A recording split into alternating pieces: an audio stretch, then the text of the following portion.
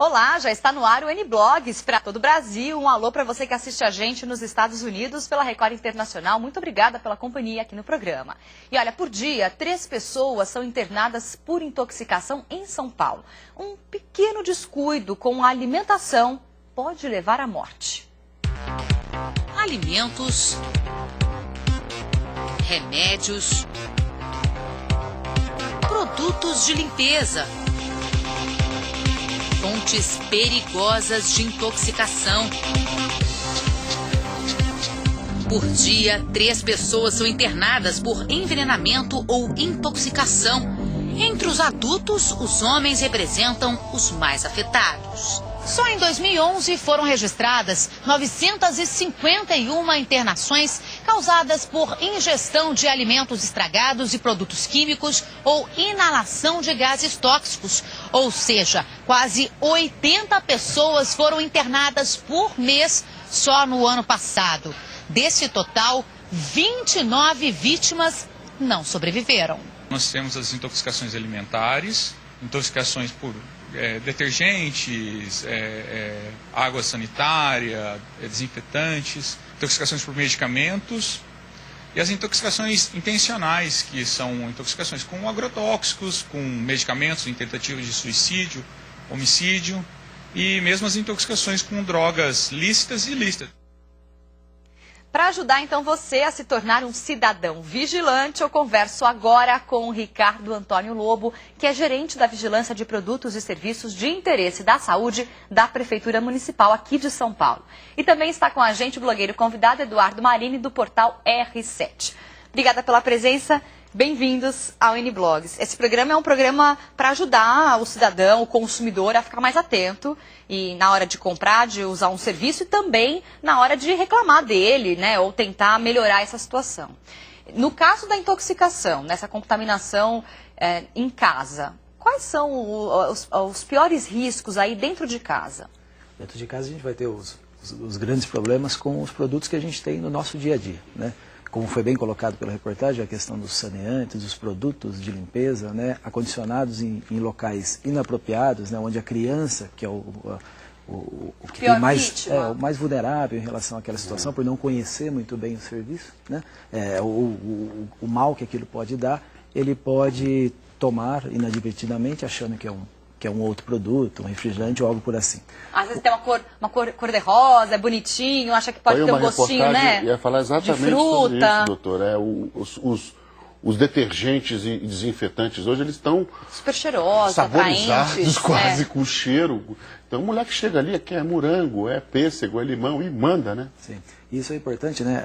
A situação de informar o cidadão de não reutilizar para guardar outros produtos, né? Essas embalagens que no dia a dia a gente consome como alimentos, né? Então, embalagem de refrigerante, o uso depois para guardar um determinado produto ou outro e tudo mais, pode gerar uma confusão, uma criança ou até um adulto desavisado. Deve achando que é o refrigerante. Achando que é alguma coisa. E tem alguns produtos mais cáusticos que a gente acaba armazenando e aí pode causar uma situação bem mais séria. A orientação nesse caso talvez se for reaproveitar um frasco, colocar num lugar bem alto, bem fechado. Sempre com uma informação muito clara do que é aquele produto, né? Se é um determinado produto que pode causar alguma intoxicação, deixar bem claro, cuidado, bem avisado. Lembrando que criança, muitas das vezes, mesmo com aviso, acaba não tendo toda essa atenção. Claro. Uma outra situação que é muito séria e é uma das maiores causas de intoxicação são os medicamentos, né? Os medicamentos que, infelizmente, a gente acaba consumindo de maneira não tão consciente, né? E acaba guardando e armazenando esses produtos, acaba levando a uma situação como armazeno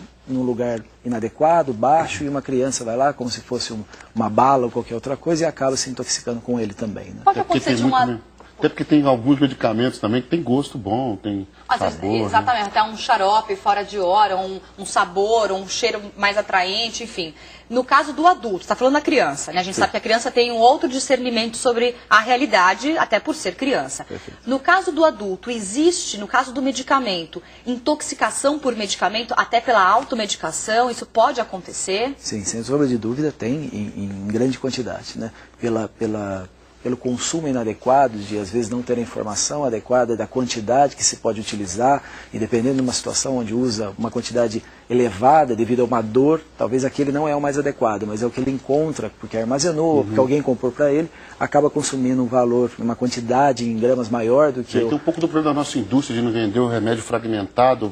A pessoa normalmente compra uma quantidade, sobra muito grande, e é muito caro o medicamento, a pessoa guarda. E aí quando ela tem um problema, ela quer resolver com o medicamento que ela tem em casa, né? Sim. Se ela comprasse só o que ela precisasse, ela não teria em casa. Teria uma chance bem menor disso acontecer, provavelmente consumindo só o que foi prescrito, né, e aquela quantidade. Quer dizer, é importante que o médico tenha dado uma receita para que você possa consumir o remédio. Agora, nessa linha de não vender o remédio fracionado, não tem em casa, vou na farmácia. A farmácia é obrigada a ter um farmacêutico de plantão? Sim, exatamente.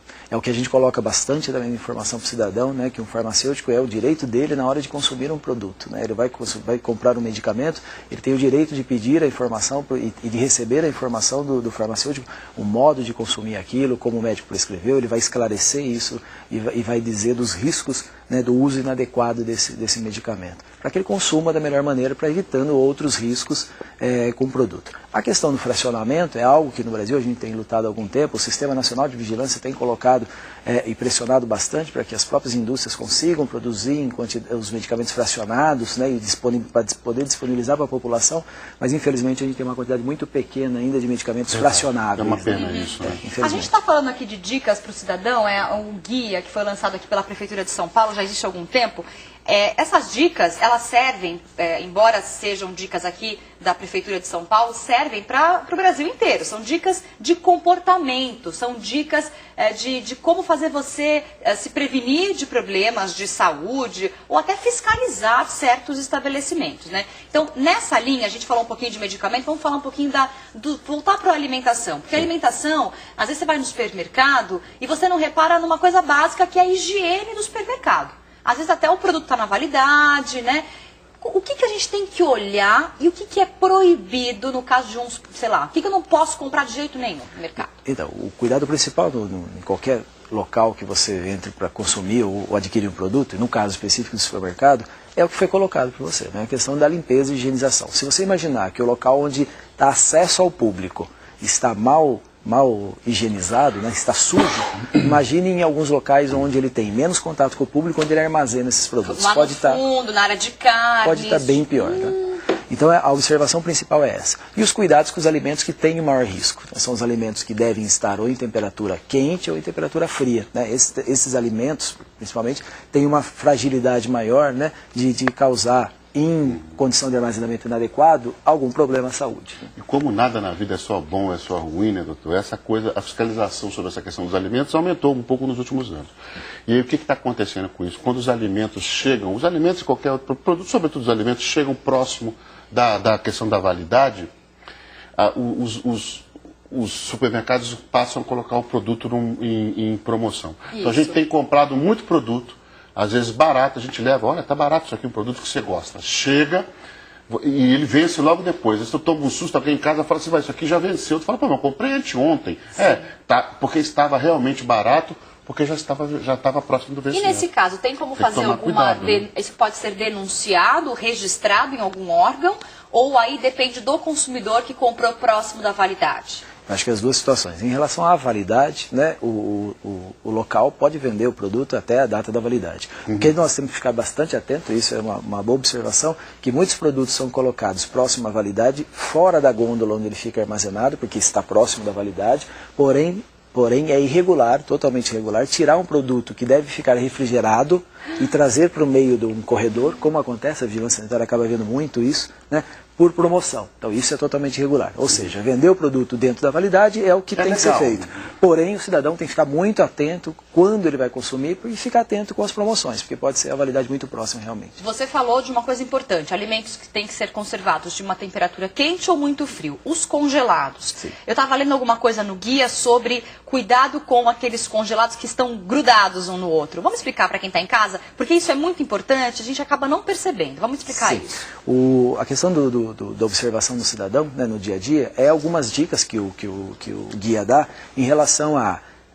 o produto está congelado nesse momento, mas tem algumas situações onde o produto demonstra pelo tipo de gelo que ele apresenta, ou a coloração daquele gelo, mostrando que provavelmente ele foi descongelado e voltou a ser congelado, né? A vigilância está atuante no seu dia a dia, no Brasil todo, fazendo fiscalização, porém a gente não está todo instante dentro do estabelecimento. Por isso que volto a falar, o cidadão é o principal meio de fiscalização em relação ao dia a dia, né? E ele tem sim onde denunciar, né? Em São Paulo nós temos no guia a informação da onde denunciar, que é na Vigilância Sanitária do município de São Paulo, na Covisa, e lembrando que para cada município do Brasil, ele tem a sua vigilância, ou municipal, na grande maioria das vezes, ou a própria vigilância estadual, né? Tá aí na tela o site que dá para você fazer essa denúncia aqui em São Paulo, e você pode fazer isso em qualquer município na vigilância sanitária do seu município. Então, apenas lembrando, tá congelado, tá grudado no outro, é porque já descongelou e congelou de novo, evite este produto. E se tiver congelado numa parte